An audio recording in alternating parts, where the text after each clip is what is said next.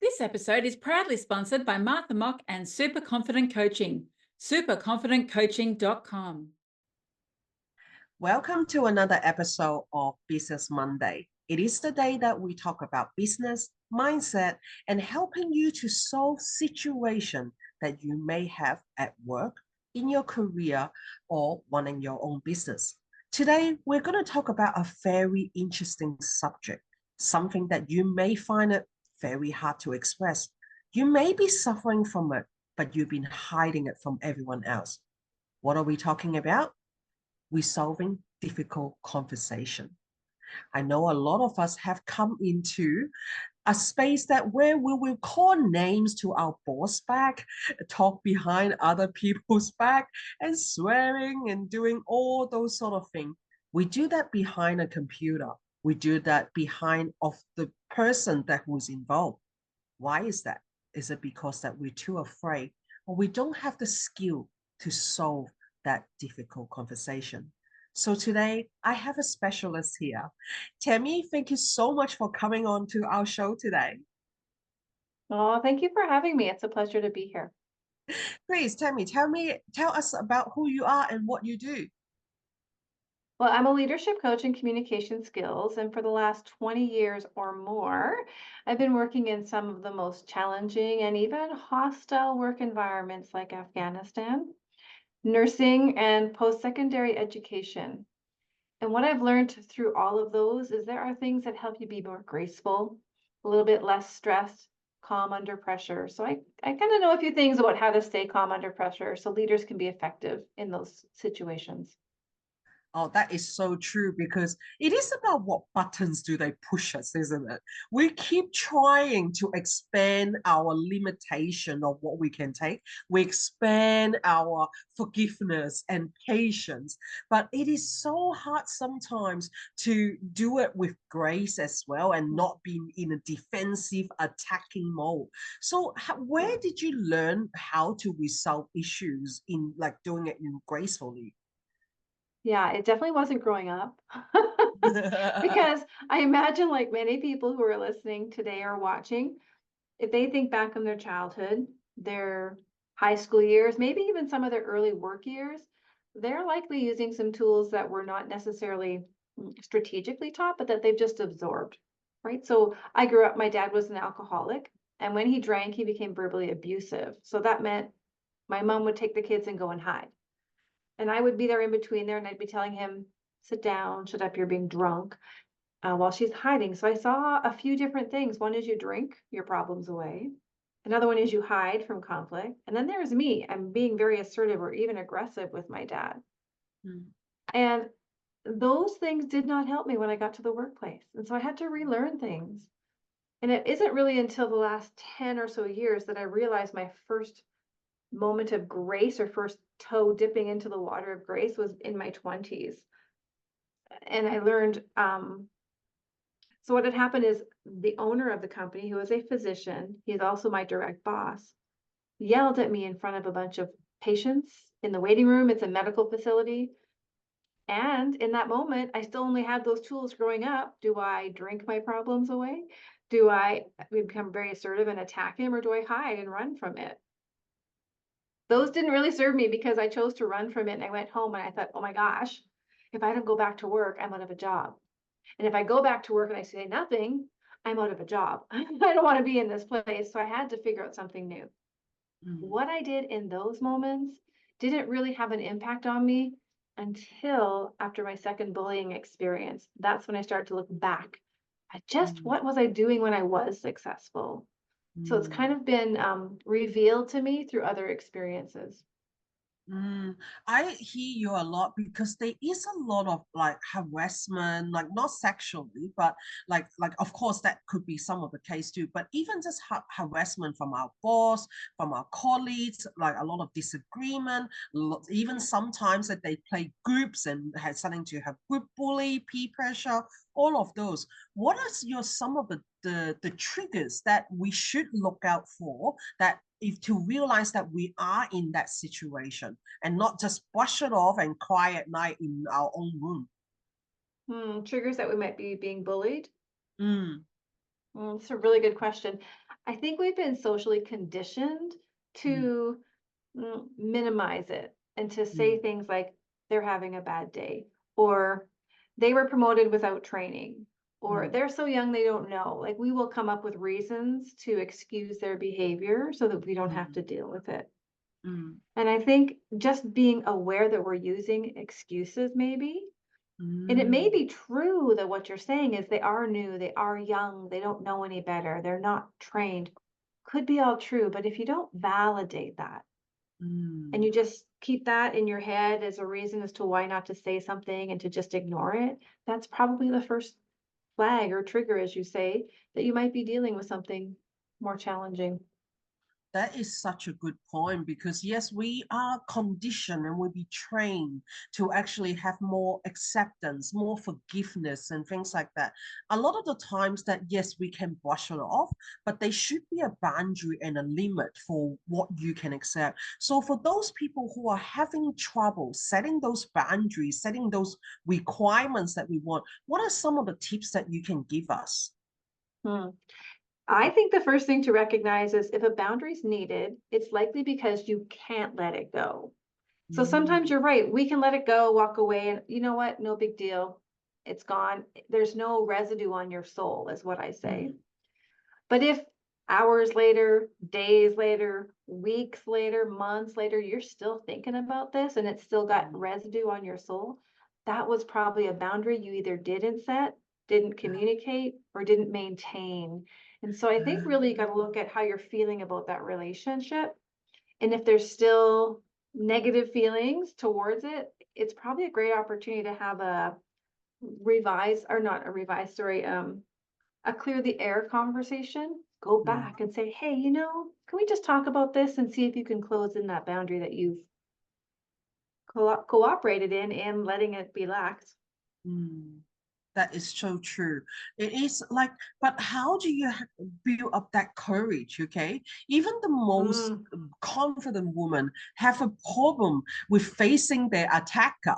Like that yes. is true in our lives. So how do we actually do it? And especially when you have to do it gracefully, without aggression, without blame, without all of that. My God, it sounds like Mission Impossible. So what is the trick to do it? Dun, dun, dun, dun, dun, Yeah. dun. Yes. It really boils down to your intention. Mm, So yeah, we can sometimes say things that aren't aligned with who we want others to see us as. That's the human part of living. It's the human experience. It's the mm, learning experience. But when you get clear on your intention as to what you want, and this is actually really the first step of the graceful method, mm, G is kind of like for your GPS. It's the yeah, why am I doing what I'm doing? Because you mentioned courage, and yeah. it does take courage. Courage comes before confidence. Like think of the Uh, first time you learned to ride your bike, you had to brave the fact that it was unknown. Can I balance mm, my body? Can I manage mm, this steel? And you fall and you get back up and you mm, build confidence with every little step. And mm, so the courage comes with having a very clear vision and intention as to what you want. If we mm. just play with the analogy of learning to ride your bike, that's Yes. probably freedom. It's hanging out with my friends. It's doing the things that my best buddy is doing. There's a real drive Mm, that keeps kids learning how to do these things. The same is true in conversation. yes. So what is the intention? Now, when Mm, I ask people that, they often go, well, I just want them to stop. My intention yeah. is for them to leave me alone. Mm, I call that the surface level intention. We yes. really need to go 7 layers. I say 7 layers. It could be 8, it could be 9, it could be 4, but deep enough to where you hit the value. When you're hitting a value, you will feel the resonance change in your body when you go from, so Oh. let's play a little game here, Martha. Yeah, yeah, yeah, yeah, yeah. What would be a reason you would want someone to stop bullying you in the workplace? So I can have some peace. Hey, and what would peace give you? Peace will give me that energy to face on the stuff that I actually need to do. Hmm. And what's important about having that energy? I understand that energy is limited. So when negativity comes up, it often draw out the most energy from us, and we stop seeing all the positive thing that is around us. So it's like that we focus on 10% instead of 90% of what we can do. Mm, So I wanted to be able to have peace so I can bring myself to the neutral ground, that I can refocus my 90% of energy into things that I can do and be benefit to me. yeah. See how that just got so much bigger and richer in Mm, conversation. We started with peace, but we're able to yes. get, even just with a few layers down, a little bit more about what does that really mean for me and why is that important? Yeah, that And is so so true. from that spot, you're like, okay, well, really what I want to do is to be able to focus on the 90% and Yes. not this 10% over here. So when we get clear on what our true intention is, and we could go deeper still, because there's Yes. probably still something under that. Yeah. But even from that point, you can go, okay, that's going to be my bridge with them. Yeah, I Mm, want peace. We all want peace, but more practically, mm, if I can get this relationship on track, then I can focus over here. And I think that's a shared value that they would have, is that I'm focusing on this thing over here, that we're yeah. working towards something. That Mm. then becomes the intention that creates the next steps. Yeah, that is so true because like conflicts does happen. I find that conflicts come from two completely different people. Either will be you and your kids, even that they do come from you, or you and your partner. Yes, you guys have a commitment together. Like even those one that who is closest to you will have a different perception and belief. And your next door neighbor and those work colleagues, they're completely different species to you. Yeah. So it is so hard to that for us to keep thinking, if I could only change this, then they may do that. I feel like that's wishful thinking. So what happened when you're in that situation of thinking that if they just do this, then I would this sort of thing? Because I find that very disempowering. There's no empowerment Yes. at all. Yeah. So what should we do? You're absolutely right. It puts you in the victim mode when you put Yeah. yourself in the place of waiting on someone else to do something for your peace, for your Yes. safety, for your whatever. Mm, That means that you have no influence, no power, no hope. And you might as well be staring out the window watching the seasons change, yeah. because nothing's going to happen unless you Yeah. decide to make it happen. Yes. So when it comes to those situations, the very fastest way to get back into power is to be in choice. Mm, And I love. so I'm gonna choose to stay. Maybe it's the neighbor. I don't want to move. I'm gonna choose to stay in this house. Like, recognize the choices you make Yes. and find your power there, rather than go, oh my God, I can't believe they're my neighbors. Well, you could move, but you're choosing to stay. So own the power of your choice, Yes. and then get into your intention as to, how do I want my neighbor to be in relationship with me? I Mm, get to put a boundary in there. I get yeah. to say how I show up. It is so true. It is so true. I will tag you in one of the posts that I saw today later because someone is actually asking similar questions as well. Because I can see a lot of people like to use this excuse. I have Yes. tried, I have done it all. But guess what? When you say that, you're literally shutting up a gate in your head that there's no other option outside. Guess what? This world is, when they say it's impossible, there is always a possibility. It's just Mhm. that we didn't see it and we didn't Yeah, know it. And it's that's not right. our fault. It's not Yeah. our fault. We can't learn everything in an encyclopedia. Even something I'm not teach in encyclopedia. That's why you have people like Tammy here, giving you a different way, helping you to find that core belief that you have on something. So how do we shift that and give it a different meaning? That is the Yeah. true essence of it. You're right. There's actually a saying you made me think of. I heard this from Lindsay Wagner. I don't think she's the author of it. She's used it in her radio interviews. And it goes like, when you shift your perspective, you change the experience. Yes, And I've added on the tagline. So I want to say that again for your listeners, because this is gold, right? When you it is. shift your perspective, You change your experience, and that is true for the past, the Mm, present, and the future. that's That true. is true ownership and power and choice. Oh, that is so beautiful. I'm going to steal that. In my head, I Yes. literally have an image coming out now that you are so right. We change that perception and that perspective of things. The experience is completely different. Like it doesn't change what happened. Okay. Nothing can change what happened. And it is okay to give that healing, that understanding to that person, that little girl, that inner child that was hurt. Give it the voice, give it all the yelling it needs so it can let it out of the system. Once this is out of the system, then we put a different meaning onto it so you can starting to experience life differently. It is just learning. It's like what you said before. It's about learning a bite. You look at that bite and say, yeah, it broke my teeth. So I'm never going to try it again. It will never work for me. Guess what? I did book my front teeth before I learned how to ride a bike.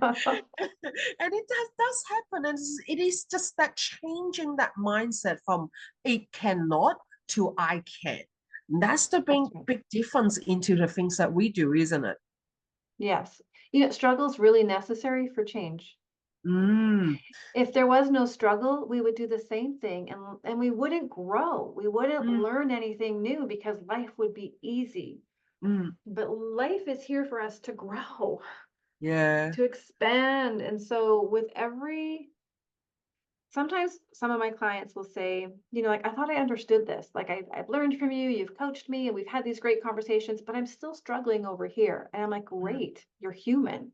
But Yeah. second, every time you are successful, the next door opens for you to challenge what you've just learned so you can Yes. continue to expand on your skill set. And what Mm. would take you maybe, like when you learn to ride that bike again, that could take you days. And now you get on it and don't even think about it.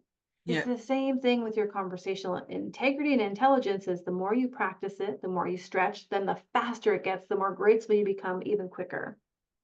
Oh, I agree with you. Like been running the group for about 4 months. I keep telling every single speaker that I interview is like, in the 4 months that I'm in here, I pretty much gain another doctor degree in female psychology. It is very interesting. And then a lot of us over 40 are experiencing menopause. So sometimes it does like affect our judgment. It does affect our mood. That's the reason why I have all of you, the experts here, talking to us to let us know, hey, it's okay to be human. It is Yeah, okay to be in that state. Guess what? It doesn't have to be your future. That's what I that's love right. about our conversation today. Is there anything else that you'd like to share with us before we end our call today? Yeah, I need to share with the other 4 steps. Do I have Mm. time for that? Okay. Yes, please By the do. way, I'm having a hot flash right now. I'm like, woo, yes, girl. Okay. So the first step was really getting clear on your intention. And so here's Mm, why that's important. If you go with the very first intention is I want more peace. mm, How might you respond to somebody just thinking from that perspective? I just want more peace. How might you respond to somebody who's offensive in the workplace? What might you mm, say or do? mm. I will probably say that, do you like peace? I probably will ask them the question. Do you like peace or do you like drama? Right, right. And so now we go down to that other one that we got to where, if I could just focus on the 90%, Yeah. that would be where I could be more productive or whatever you said. From Yes. that perspective, how would you approach them? I would say that like we waste time and energy onto having a conflict here. How about we look at things a differently so we can actually get more benefit for both of us so it becomes a win-win situation. Do you see how your approach changed just by getting clearer on your intention? Yes. That's really That's the good. whole that's why the grace, the GPS, sorry, the is really, really, really critical. When you know truly to your core what you want to achieve, Mm, it pushes away those first few levels of, they're not superficial needs, but it's the thing that's blinding you from what you really want. yeah. And when you get to there, then the next step, which is the roots that you can Yeah. take to achieve, the planning becomes extremely purposeful. Yeah. I'm now thinking about how can I get this win-win for them as opposed to how can I go into them and say, hey, do you want peace or do you want drama? Yeah. you're not likely to take that pathway, even though it seems short. It's not going to be getting you what you want. Mm. So when you know what your GPS is, your coordinates, then the routes to get there show up. Then the third step is you need to realign with your intention, Mm. because here's what's going to happen. The Yes. opportunity is going to come. You're going to walk Yeah. down the hallway. You're going to see me and you're going to be like, oh my God, there's Tammy. I Yeah. want to not do it. I'm scared. I'm nervous. I don't have the Yeah. confidence. You need to be courageous. So realign with that intention and let that Yes. intention lead you through step 4, which is Mm. having the conversation. Mm. And step 5 is evaluate. You always want to go back and look, because that's how grace came to me. When I was Oh. sitting in my in my house, second time being bullied, I was like again saying, I'm going to have to quit this job. My husband's like, have you ever wondered if maybe there's something you're doing that you need to look at? And that was hard to hear, but I had Yes. already been thinking about it, to be honest, because I'm like, Mm. Jesus, why me? Why again? Right? Yes. That was when I looked back to that 20-year-old self who talked to this physician and was able to get success in that relationship. I'm like, what did I do? And it Yeah. started to come to me. And I looked at the next episode. I'm like, okay, why did I fail? What did I not do? I looked at the next one. What did I do here? And it just started to show up for me. So the Mm. reflection is so important to find your process. Take Yes. those steps of grace, make them yours, and evolve them so they fit for you. Mm, that is amazing. I really, really love our conversation today. And I Mhm. would love to know more about your graceful method. Would it be possible to actually invite you to come back on Knowledge is First Day and do a workshop or webinar for us? Oh, for sure. That'd be fun. That will be amazing. I'd love to see you on there. So thank you once again, Tammy, for being with us today and being our guest and talk about a very sensitive issue that secretly trouble us a lot, but not a lot of us will reach out for support. So thank you once again for sharing that with us and giving us the approval, that allowance that we can talk about difficult situation. So once again, thank you for our audience and our listeners to join us today on our Business Monday. I look forward to see you on the next episode. This episode is proudly sponsored by Martha Mock and Super Confident Coaching, superconfidentcoaching.com.